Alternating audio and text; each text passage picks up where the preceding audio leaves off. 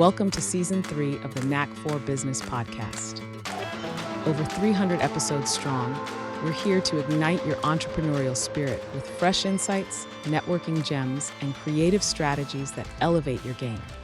Are you ready to discover what your Knack for Business truly is? Your hosts are Bernie Franz-Grode from Creative Insight and Wayne Pratt from Motivate You, Inc. Today's topic is From Books to Business, how J.D. Barker turned stories into opportunities. So, question of the audience, how can you turn your creative passion into a thriving business while staying true to your vision? Our guest today is J.D. He's going to tell us a bit about his journey. He was born in Lombard, Illinois in 1971. He spent his early years devouring books, crafting stories inspired by ghostly woods near his childhood home.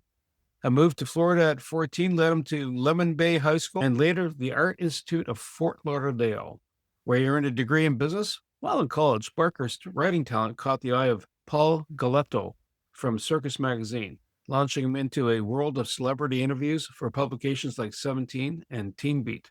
In 92, he syndicated Revealed, a column investigating haunted locations before pivoting to ghostwriting and editing, sharpening his craft in fiction. His debut novel, Forsaken, earned critical acclaim, catching the attention of Stephen King and earning a Bram Stoker Award nomination. Barker later co-authored Dracula, a prequel to Dracula, and penned the best-selling The Fourth Monkey, now in development for film and television. A frequent collaborator with James Patterson, Barker continues to create globally acclaimed thrillers, balancing life between Inglewood, Florida, and New Hampshire with his wife, Dana, and his daughter, Amber. JD, welcome. Do you have a favorite quote or saying, sir? I'm trying to take in the trip down memory lane there. You covered everything. For a favorite saying, that this is a business podcast, right? We're talking about more the business. I do so many podcasts for the writing world, but I guess just in general, I'm selling widgets. That's what it boils down to. I never take no for an answer. I will always ask the question. I am not somebody who shies away from something. If I get some crazy idea to sell a couple of books, I will throw spaghetti at the wall and see what sticks. I don't take no for an answer. I never have, and I never will. The only thing that frightens me in life is to not ask the question and then walk away and wonder what would have happened if I did. I can understand that. Storytelling and writing, that is a unique skill. It sounds easy on the outset till you actually start doing it and then have success at it. What brought you into that realm?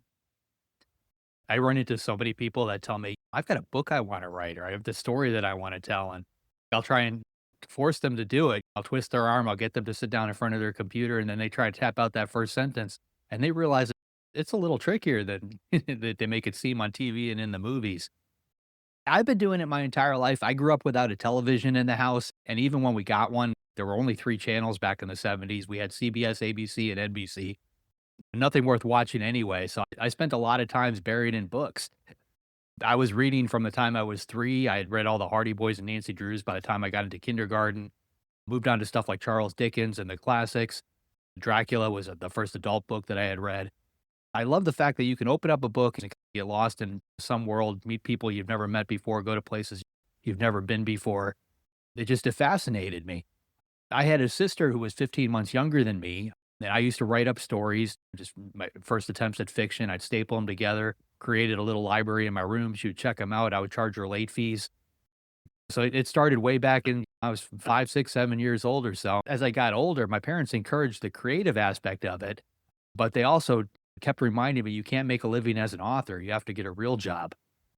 So I went off into college. I got multiple degrees and ended up working in finance. My last real job, I was a chief compliance officer at a brokerage firm. That was 60 to 80 hours a week. That was hardcore. I would come home and write to relax. I would work on tons of different projects. Ultimately, you had mentioned the ghostwriting and book doctor stuff. I stumbled into that. I was doing celebrity interviews back in the 90s.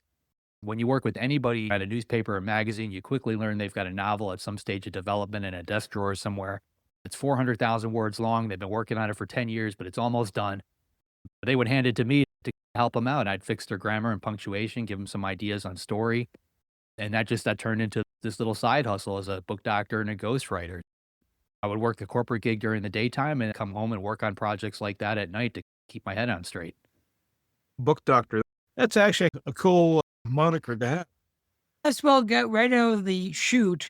There's an 800-pound gorilla in the room, which has brought tremendous news to publishing, good and bad. Where are you on Amazon? I like Amazon. I like the fact that they're a disruptor. They came into an industry that has not changed for 3, 4, 500 years. And all of a sudden they decided, okay, we're going to do it this way. They didn't really care what anybody else thought.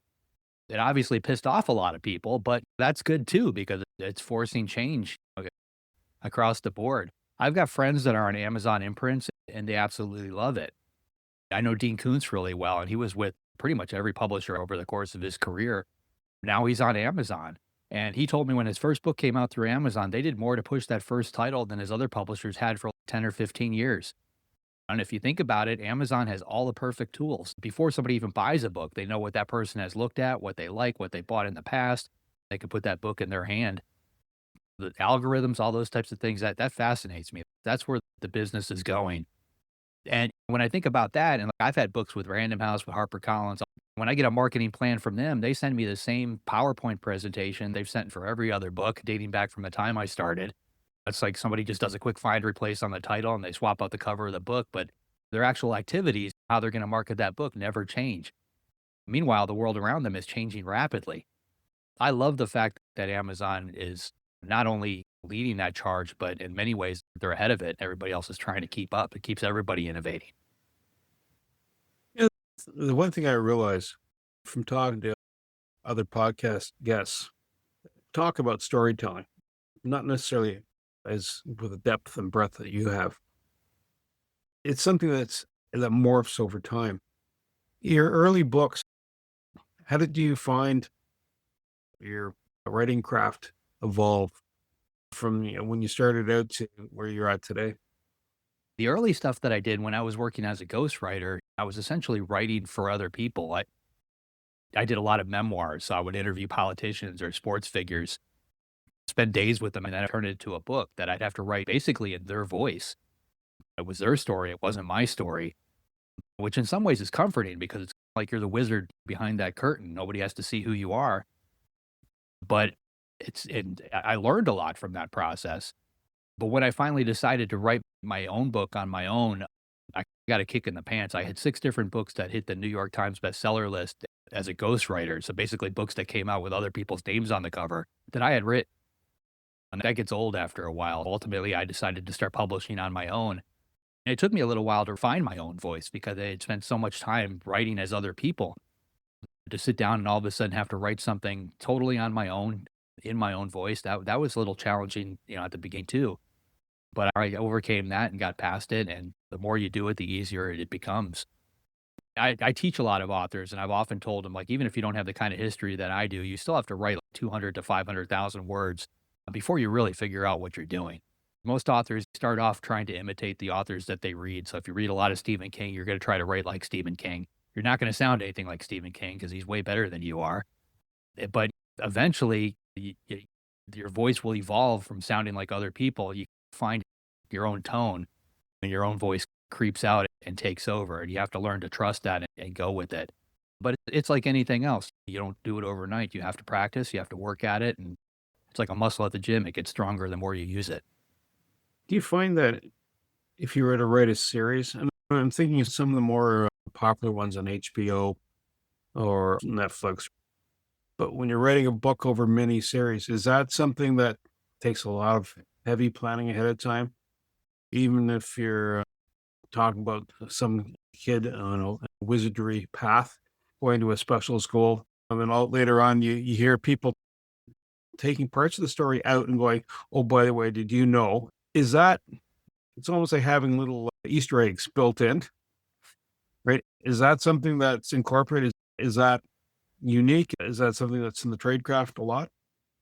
Everybody is different from a writing standpoint. I tend to create my characters first and foremost. I have to develop my characters and turn them into real people.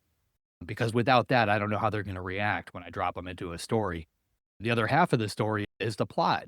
So you've got this crazy scenario that just has to take place. So you mix the two up.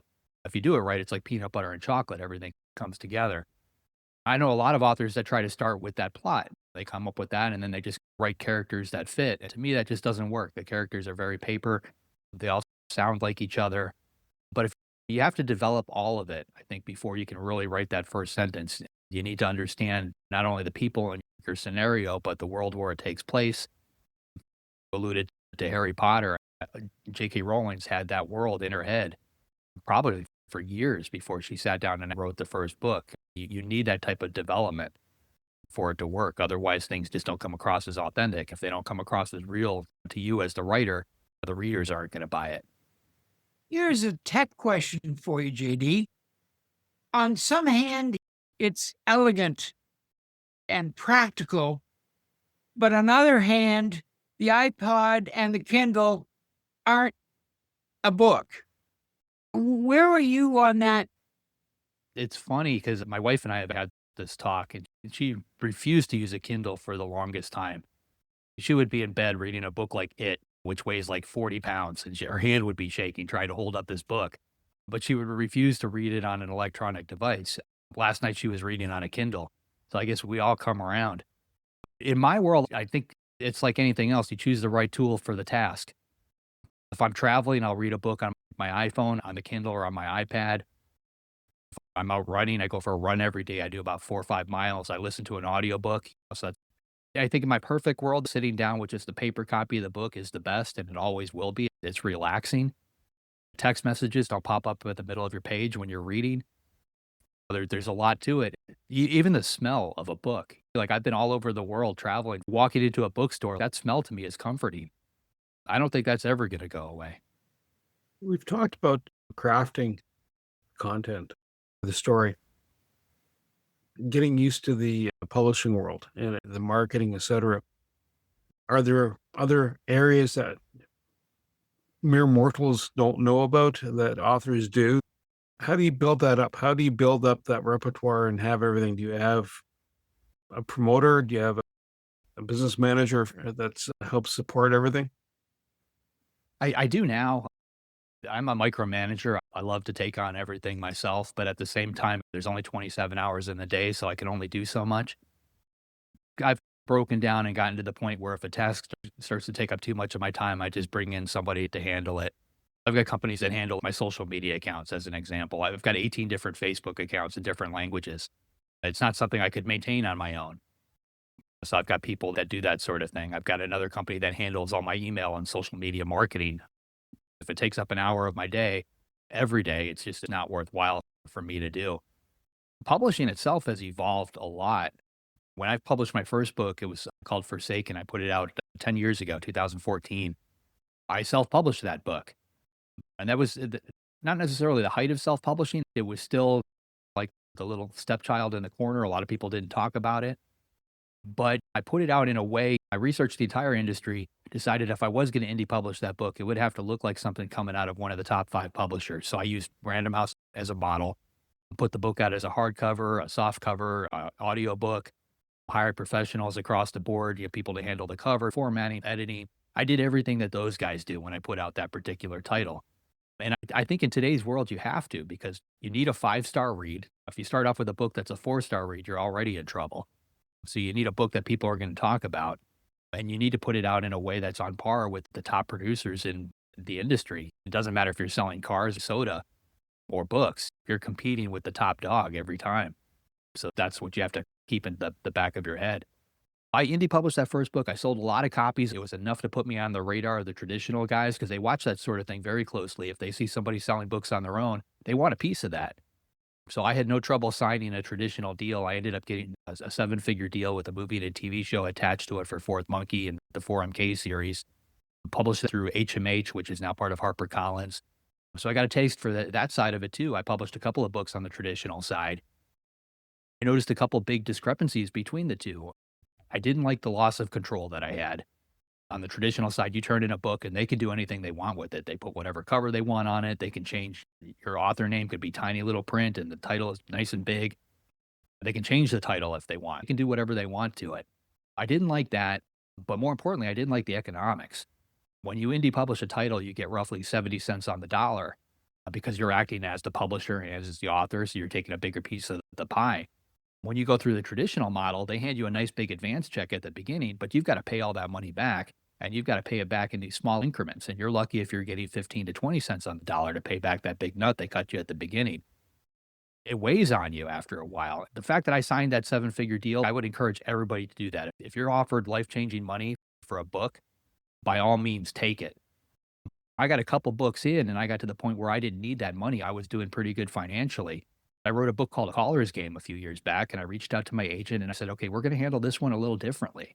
I'm going to retain English rights for myself and I self-publish those, and you can sell all the foreign territories like you usually do. At that point, I was in about 150 different countries, 24, 25 different languages. So it was still a pretty decent sized market. We called it a hybrid approach. Nobody was really doing that back then. But we did that for not only that book, for a couple books that followed. And it worked out really well because I got to retain I had the financial freedom. I had the control that I wanted again. And on the flip side, I didn't have to deal with the foreign markets, which is tricky. You have to translate the books. You have to get them out in these territories that you're not familiar with. So I felt it was better to leave that to the foreign publishers. Unfortunately, as an indie author, there are places you just can't get to. It's difficult to get into grocery stores, bookstores, Costco, airports, things like that. So that was still this one thing, like this brass ring hanging out there that I felt I needed to get. I wrote a book about a year and a half ago called Behind a Closed Door. I sent it off to my agent. We immediately got an option from the film side, which lit a fire underneath the publishers. And the book looked like it was going to go to auction. Pretty much all the big publishers wanted this particular book. I got a call from a friend of mine who worked at Random House, and she said, listen, we're about to offer on your title. When it happens, you need to turn it down. And I said, why? And she said, we're about to lay off a lot of people, and the editor who wants your book is on that list. I got a similar phone call from HarperCollins, and about a week or two later, all these layoffs across the industry happened. And if you've ever had a friend that had a book with a publisher that, where you lose your editor, that book can end up in limbo forever because there's basically nobody to put it out. I had worked in finance for more than 2 decades. I reached out to some friends of mine that knew the private equity firm that bought Simon & Schuster. Ultimately, I struck a back channel deal through them. We started conversations and I created my own publishing imprint through Simon & Schuster. So that's where I'm at today. I've got my own publishing house. Simon & Schuster handles all of my print sales and distribution, which kind of gives me the best of all these different worlds because now I can put out whatever books I want, whenever I want. I'm acting as publisher, so I get to make all of those decisions.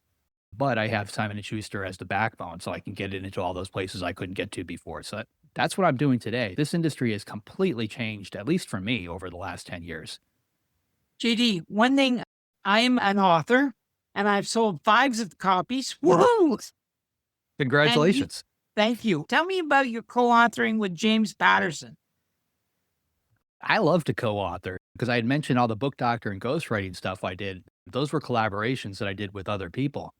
I liked having 2 cooks in the kitchen. We got to hash it out. You run into a problem, you get to talk it out with somebody. When I started putting books out on my own, there was nobody to talk to anymore. I could talk to myself. That just got me in trouble. My second or third book, I wrote Dracul, a prequel to Dracula. I did that with Bram Stoker's family. It gave me another taste of the co-authoring thing, but this time with my name on the cover. And I really liked it. I enjoyed having somebody else I could work with. James Patterson, that came about in a very weird way. Whenever you write a book, particularly with one of the big publishers, they tend to send out advance copies to all the big name authors, just kind of hoping one of them is going to give you that one sentence you can put on the back of the book. Greatest book I've ever read, James Patterson, that kind of thing. So he got a copy of Fourth Monkey. I didn't think anything would come of it, but ultimately we got on the phone together. He gave me his review of the book. He really liked it. We decided to have lunch together and started discussing the idea of writing together. At first, it didn't seem like it was going to happen because he outlines everything religiously. He creates 30 to 50 pages of outline before he writes a book. And I've always been known as what's called a pantser. I come up with my plot and my characters, I drop it all together and just run with the story. But I've got no idea where it's going, which he always felt was an efficient way to write a book. So when we had that conversation, we just figured we'd never be able to work together because our styles were too different.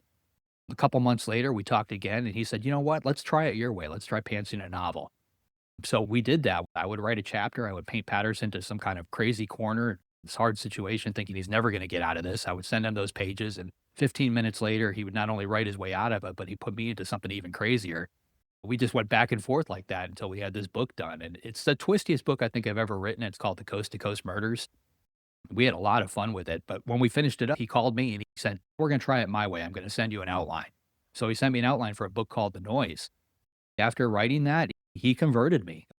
We wrote that book so quickly. We had the framework in place that in front of us the whole time with that outline. I realized rather than, spending all my brain power trying to figure out what comes next, I was able to take that same brain power and figure out how to make what comes next better and turn it into a tighter story. As much as I wanted to convert Patterson to the idea of pantsing a novel, he twisted me up to the other camp and got me outlining, and I've been doing that ever since. One of the things I've seen done with some movies, they do alternate endings. Whether it's an online thing or they give you different results, almost alternate universes type thing. When you write a story, do you map out for alternate endings? When you go to film, does your book transition well into a film? You might change how the characters flow for film too.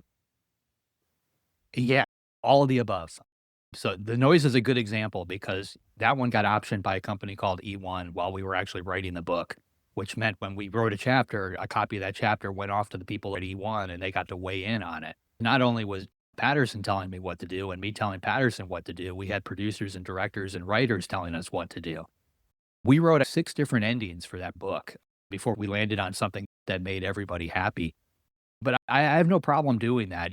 It's art in a lot of ways, but at the same time, it's a product.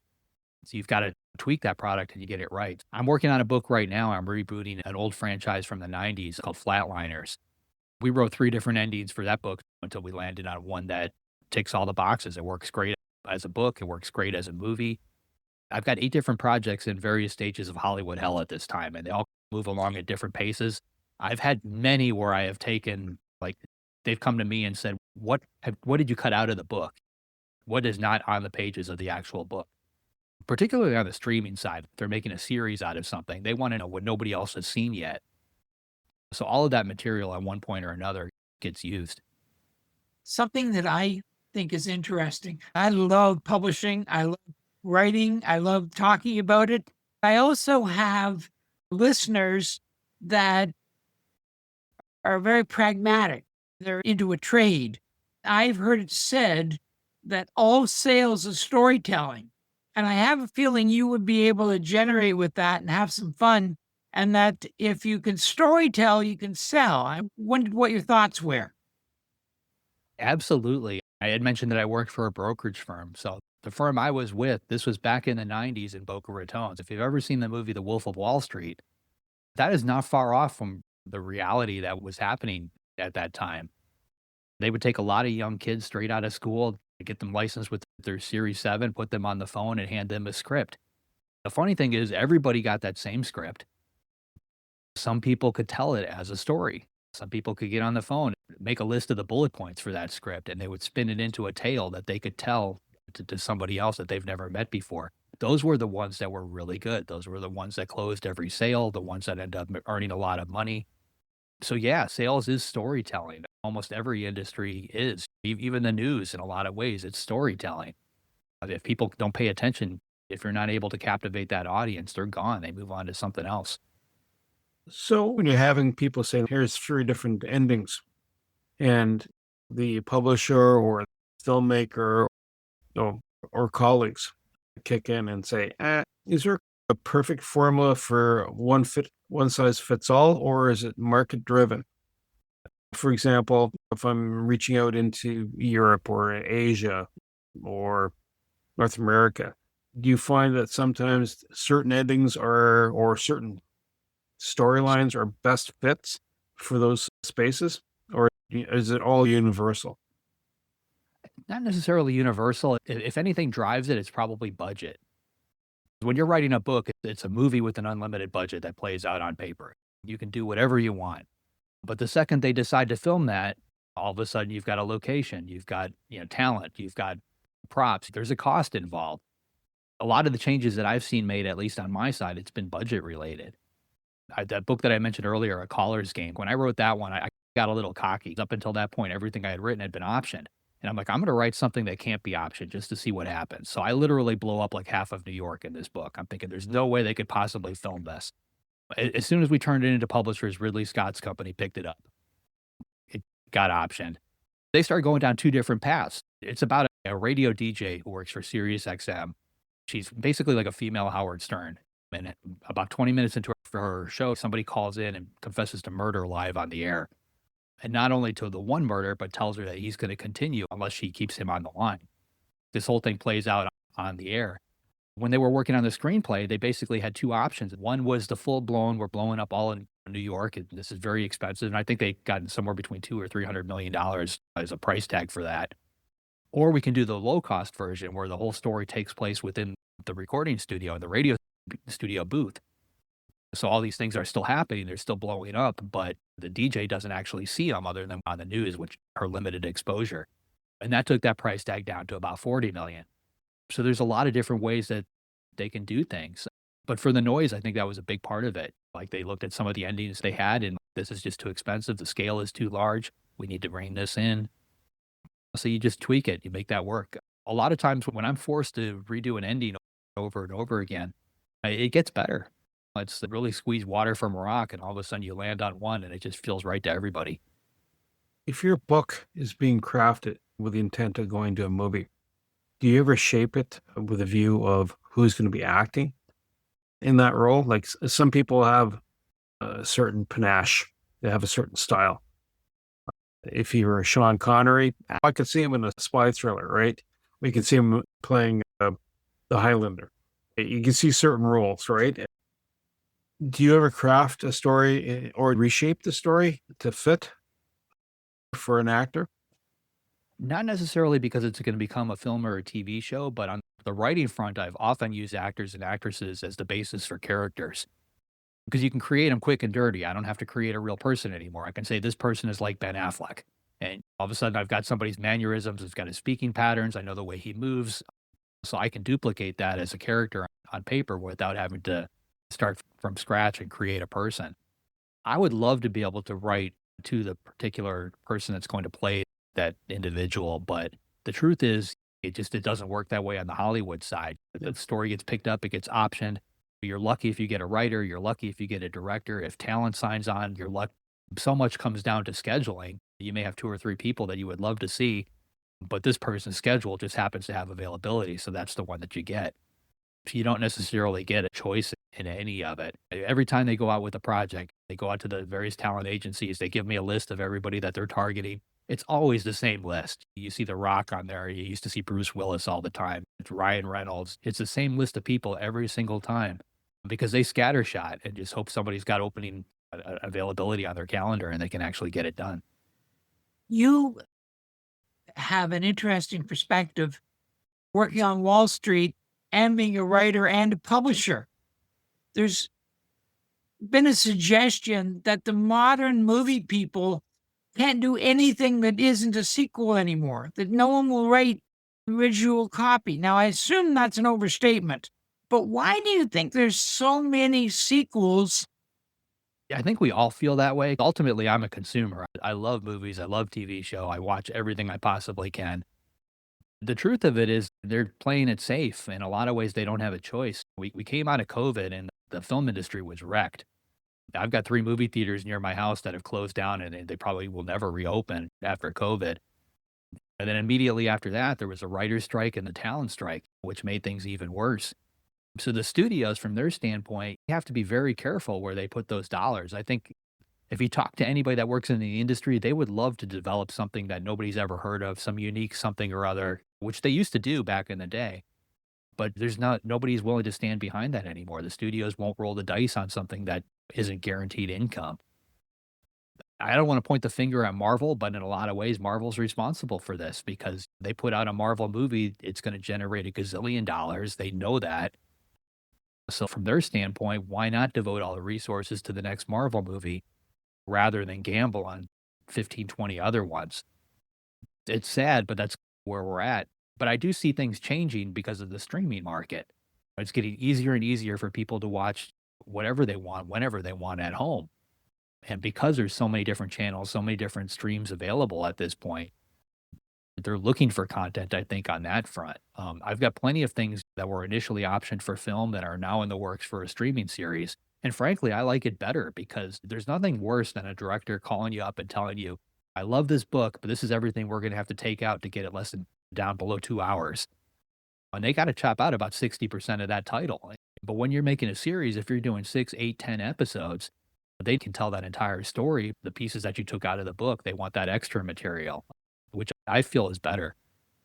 Do you find that when a book gets converted into a movie, that the book sales either get not resuscitated, but like putting a new life or breathing fire into the dragon, it just roars back to life again? Do you find that is an uptick on that?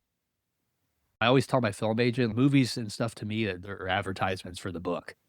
It's like writing a 2-hour long commercial for my book. A lot of people have tried to get me to write a screenplay. Just why don't you just write a screenplay and forget about books? I know how to sell a book. I know a book is going to make me money. Screenplay, that's a gamble. I don't know that I necessarily want to do it. Even if I did, you don't know if it's going to sell. But I know the book will always sell. If a movie comes out, that's going to help sell the book. The book can help sell the movie. They all play off of each other. But those to me they've always been advertisements. I always rely heavily on Bernie's ability to edit something out if it went very badly. But have you ever seen a movie of a book you loved and God, I wish I hadn't seen that? It was so wrong from your sense of what you had from the author that you were almost embarrassed to see the movie? I try not to get into it that deep, but yeah, it happens. You watch something and you can't help it. But they're so different. Like when you write a book, I can get into the character's head. I can tell you what they're thinking, every single action that they do. When you translate that into the screen, all of a sudden an actor's got to do that. And you can't get in their head unless they do a voiceover. And to me, that's cheating. So you have to rely on facial expressions, these little tiny things. It's such a different medium. Certain books translate really well to that. I think that's why some authors have had trouble with their stuff on screen. It works great on paper. Readers love it, but it doesn't translate to the screen because the author is just so in the character's head. You just can't bring that to film. Do you find that, although we've talked about writing the book, getting the book out to the consumer base, and then going to movie, is there any other medium where the book is the wellspring that brings forward? Is there any other facet, like games, online games or something like that? Or even cosplay, certain clothing styles? Have you influenced clothing? I haven't yet, but a lot of authors don't think about that, and that's an excellent point. I've got a story that I wrote that takes place in New York, and there's a company that's filming an augmented reality game based on it. So it's a murder mystery, and the only way you can actually play it is to walk around New York. And if you hold up your phone, let's say in the alley where the body was found, you can actually see the body in the alley on your phone. So you can live out these crime scenes through virtual reality. That's been in development now for, I think, 6 years. Like they still haven't gotten it right. I do think at some point, though, that kind of thing is going to become popular. It's going to become another avenue, just like audiobooks, just like ebooks. It's going to just become one of those things that we just do, an after effect. And behind a closed door, there's an app the husband and wife download, very similar like Truth or Dare for adults. I've got the actual app in development. We're hoping to get it in the app stores in time with the movie. So there's always little markets like that you can tackle. As an author, I think you should be looking at them. I love the business side as much as I love the actual writing side.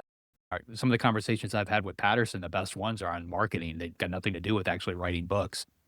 But I enjoy that part of it.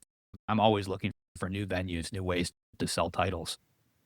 The question you actually, as a podcaster, have to ask, it's now a law.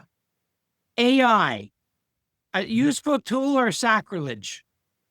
Oh man, AI. So I've tried them all. So ChatGPT is okay. I've got one called Claude, which I think is probably the best out of the ones that I've seen so far.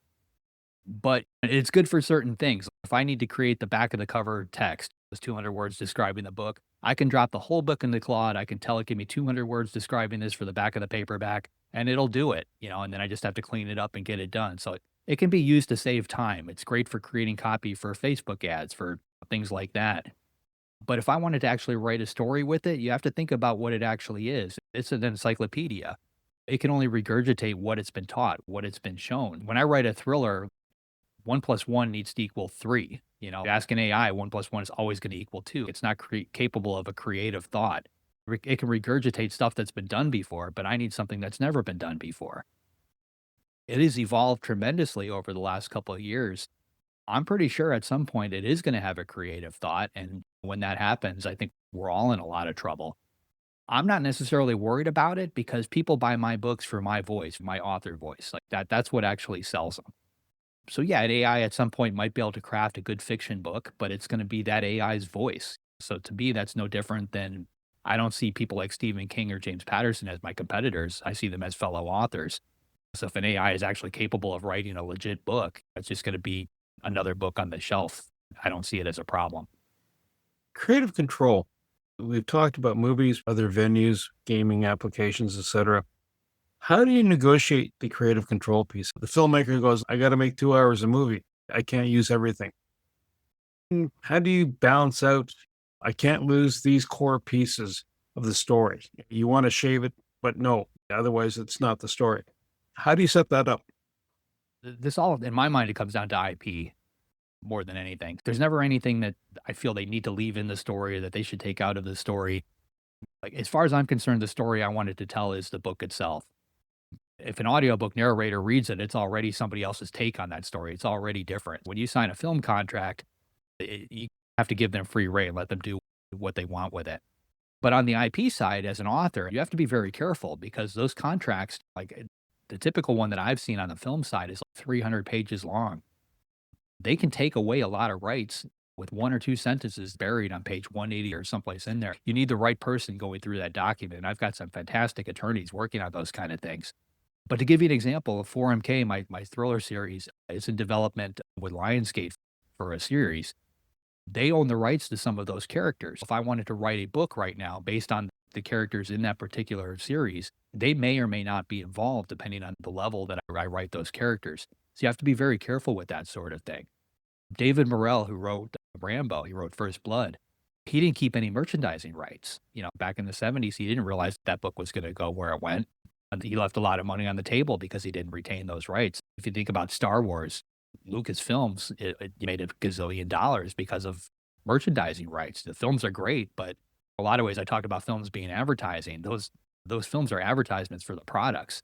Every time they come up with a new Star Wars movie, there's specific characters that are in there you're going to see at Christmas time popping up on the toy shelves. That's no accident. So IP in general can be a huge money maker that you really need to learn to hold on to as an author. It shouldn't be something you do on your own. You got to bring in the right people, the right attorneys to review those contracts to make sure you're protected. Speaking of that, how does one get a sense of what you want early in the day before you can hire the attorney? How do you protect yourself most of the time? I've been lucky. I had attorneys involved pretty much from the get-go. Forsaken, when that came out, there was already film interest, so I started reaching out. I'm on my third film attorney at this point. The players have changed, but the fact that there's a protector in place has always been there. I think always will be. The second you're going to share your book with somebody, I think you need to be conscious of this. If you're an author and your book is out there, let's say you self-publish it, you don't have an agent, you get that email from ABC production company, they're interested in your book. Before you respond, get an attorney, an agent, or somebody to represent you. If you go out to a film agent and you say, hey, listen, ABC Productions wants to do something with my book, would you be interested in representing me? They're going to say yes, or they're going to point you to somebody else because now you're a known commodity. There's possible money on the table. They're not going to turn you down. But you want to have that safeguard in place. Don't reach out to them on your own. Don't sign anything. They send you a 1 or 2 pager. They make it seem like it's, I just signed this. Those are your rights that are vanishing when you send it back to them. If you had a couple of top tips for people that are writing or want to write, what would you share? The number one tip that I tell everybody is you have to write every single day. When I was working 60 to 80 hours a week, I still found time to crank out 200 to 300 words. It might be in line at the grocery store, on my lunch break, when I'm sitting at red lights, whatever. I always got it done. Writing to me is very much like going to the gym. It's like exercising a muscle. If you do it every day, it gets easier. You get better at it. And if you do 200 words a day, that's a novel within a year. You can get it done. But if you're only writing like on Saturdays, like every third weekend or whatever, when you feel you have the time, you're never going to get to that finish line. And even if you do, it's going to take you so long from start to finish. Your voice is going to be different from the time you started to when you finish it, which means you've got a ton of editing to do. Your story is going to change completely because so much time has passed in between. It's easier just to hit the ground running, force yourself to get it done, and just go. I love to write. If I go through a day where I don't write, I get twitchy. I feel like there's something I haven't done. I need to get out there and do it. If you're telling yourself that you want to be a writer and you don't actually like the process of putting your butt in a chair and making up those words, you're not going to succeed. You have to really want to do this. One quick question. Hey, when I craft a message, you've talked about writing in your own voice, and this is where I use ChatGPT, and I say, hi, this is what you are, and this is who the target audience is. Take my content and recraft it. But I add one more thing. I write at a certain grade level. Do you find that you do that also when you're crafting it? But when you write out the raw content, you write it so that it's at a certain level of understandability. It's the difference between holding a science tech manual that explains how the spectron microscope operates and what to look for versus, what's that all about? Honestly, it's something that came out of the newspaper and magazine days. The editors back then would drill it into my head. Writing is on a 3rd to 5th grade reading level. If you make it more complicated, you lose a percentage of the audience. 3rd to 5th grade is the sweet spot for most mass market fiction. A good example of that, read Michael Crichton, read Andy Weir. They can take some extremely complicated scientific things and drill them down to the point where it can be understood by a 3rd to 5th grader. That's what you need to do if you want to compete in that world. If one of our listeners says, man, this man's talking my story, I got to get a hold of him. How do we get a hold of you? The easiest place to find me is at jdbarker.com. I've got a weekly podcast called Writers Inc. We air every Tuesday. We interview all the big celebrity writers out there whenever they've got a title coming out. So that's a good place to find me. The books are pretty much everywhere, any bookstore. Perfect. JD Barker, I really want to say thank you. I've enjoyed this conversation immensely. I've learned many new things. To my co-host, Wayne Pratt, and you, the Knack for Business listeners. Here's some great information on crafting a story, but it's more than just the story. It's everything else that comes with it. To reach the podcast hosts, email them at info@creativeinsight.com or by the website creativeinsight.com, LKTIVINSIHT.com. To reach Wayne at his email, wayne@motive8u.ca, that is MOTIVE, the numeral 8 and the letter u.ca, or his website, motive8u.ca. If you would like to be a guest on this podcast and share your knowledge, let us know. We would also appreciate your feedback on the content or format. Check the show notes for more details. For these podcasts, we like to acknowledge the support and thanks to the following people. Carl Richards from Podcast Solutions Made Simple, a renowned podcast expert. Fred Crouch, who is the Property Wizard podcaster, where Bernie is a co-host. Jovan Strika from At Hive, a co-working space that is more than just a space. Then Melanie Weber, Bernie's invaluable business partner. And Wayne Pratt from Motivate You Inc., who serves as both a coach and co-host of these podcasts. Disclaimer. Please note that the Knack for Business podcast episodes are meant solely for educational and general informational purposes. The information and opinions contained within are not intended to be professional advice on any subject matter. The thoughts, views, and opinions expressed by the participants are their own personal beliefs and do not represent the views of the podcast hosts or any affiliated organizations. It is important to note that this podcast is not a replacement for consulting with certified experts in your area who possess knowledge of your unique situation. The hosts of the podcast, along with any participants or affiliated groups, do not take responsibility for any actions taken or not taken based on the information presented in this episode.